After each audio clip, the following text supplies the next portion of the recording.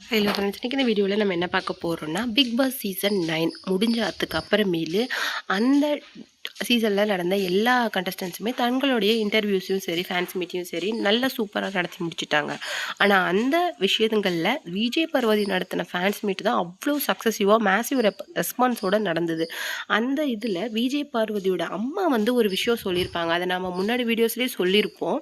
அது என்னன்னு சொல்லிட்டு பார்த்தீங்கன்னா, நீங்கள் கல்யாணம் செஞ்சுக்கணும், சீக்கிரம் செஞ்சுக்கணும், அதுதான் எனக்கு வேணும். பட் இவங்கள தான் கல்யாணம் செஞ்சுக்கணும் அப்படின்னு சொல்லிட்டு நான் ஃபோர்ஸ் பண்ண மாட்டேன் அப்படிங்கிற மாதிரி சொல்லியிருப்பாங்க. அப்படின்னா அவங்க என்ன மீன் பண்ணுறாங்க அப்படின்னா, நீ கல்யாணம் செஞ்சுக்கோ, ஆனால் நீ கம்ருதீனை தான் கல்யாணம் பண்ணிக்கணும், நான் ஃபோர்ஸ் பண்ண மாட்டேன், அது உன்னுடைய முடிவு. ஏன்னா உனக்கு வந்து அதை முடிவு பண்ணுற வயசு வந்துருச்சு. ஸோ உன்னுடைய டெசிஷன்ஸ் கரெக்டாக தான் இருக்கும், அதுக்கு நான் சப்போர்ட் பண்ணுறேன் அப்படிங்கிற மாதிரி சொல்லியிருப்பாங்க. அதை பற்றி தான் இந்த வீடியோவில் நம்ம டீட்டெயிலாக பார்க்க போகிறோம்.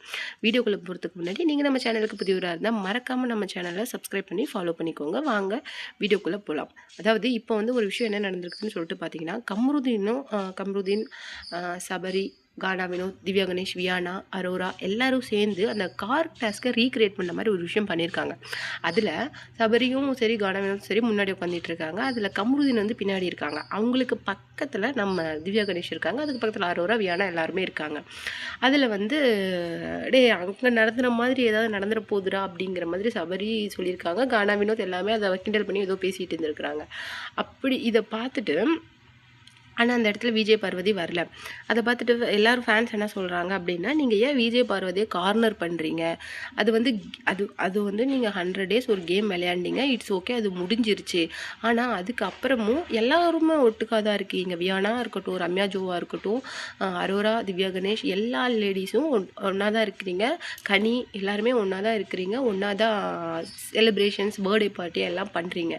பட் விஜய் பார்வதியை மட்டும் கார்னர் பண்ணுறதுக்கு என்ன ரீசன் அப்படிங்கிற மாதிரி தான் இப்போ ஒரு கொஷின் வந்து அரைஸ் ஆகிருக்கு. அது மட்டும் கிடையாது, இப்போது வந்து கம்ருதீன் வந்து மேபி அவங்கள 1 yearல மேரேஜ் பண்ணிக்கிற மாதிரி இருந்தாலும், திவ்யா கணேஷை பற்றி ஓப்பனாகவே விஜய் பார்வதி எனக்கு பிடிக்கல, அவங்கள பற்றி பேச நான் விரும்பலை அப்படிங்கிற மாதிரி சொல்லியிருக்காங்க. அவங்க கூட கம்ருதீன் இப்படி பக்கத்தில் உட்காந்து விளையாடுறத பார்த்தா இப்போ விஜய் பார்வதி என்ன நினைப்பாங்க அப்படிங்கிற மாதிரி ஒரு விஷயம் இருக்குது. அது மட்டும் கிடையாது, விஜய் பார்வதிக்குன்னு இப்போ வந்து ஒரு சின்சியராக ஒரு ஃபேன் பேஸ் இருக்குது.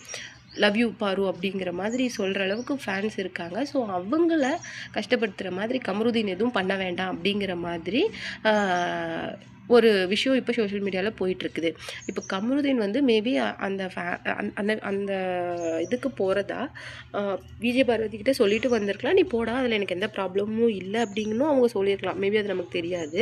ஆனால் மற்ற எல்லா கண்டஸ்டன்ஸும் நீங்கள் விஜய் பார்வதியை ஒரு மாதிரி செப்பரேட் கார்னர் பண்ணுறது ஒரு மாதிரி சீம்ஸ் டு பி ஃபிஷி.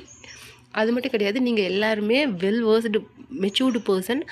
நீங்கள் இந்த மாதிரி ரொம்ப சீப்பாக நடந்துக்கிறது ரொம்ப டாக்ஸிக் பிஹேவியராக இருக்குது. அது மட்டும் கிடையாது, சௌந்தர்யா வந்து ஒரு ice cream parlour, Big Boss season 9 runner அப்பான சௌந்தர்யா வந்து ஐஸ்கிரீம் பார்லர் ஒன்று ஓப்பன் பண்ணியிருந்தாங்க. அதுக்கு சப்போர்ட் கொடுக்க எல்லாருமே வந்திருந்தாங்க. அந்த அந்த அந்த அந்த இதில் வின்னரான முத்துக்குமாராக இருக்கட்டும், தங்கப்புள்ளன்னு சொல்லிட்டு பேர் வாங்கின நம்ம இவங்களா இருக்கட்டும், எல்லாருமே வந்திருந்தாங்க. அந்த அந்த கண்டஸ்டன்ஸ் கூடயே அப்படியே ஒரு பாசிட்டிவ் வைபாக இருக்கும். ஆனால் இந்த சீசன் அப்பவும் சரி, மூடிட்டு இருக்கும்போதும் சரி, முடிஞ்ச அப்புறமும் சரி, இவங்கக்கிட்டே ஒரு டாக்ஸிக் பிஹேவியர் இருக்குது.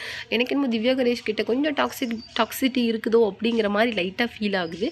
நீங்கள் இதை பற்றி என்ன நினைக்கிறீங்க அப்படிங்கிற உங்களுடைய கருத்தை மறக்காம நம்ம கமெண்ட் பாக்ஸில் கொடுத்துருங்க.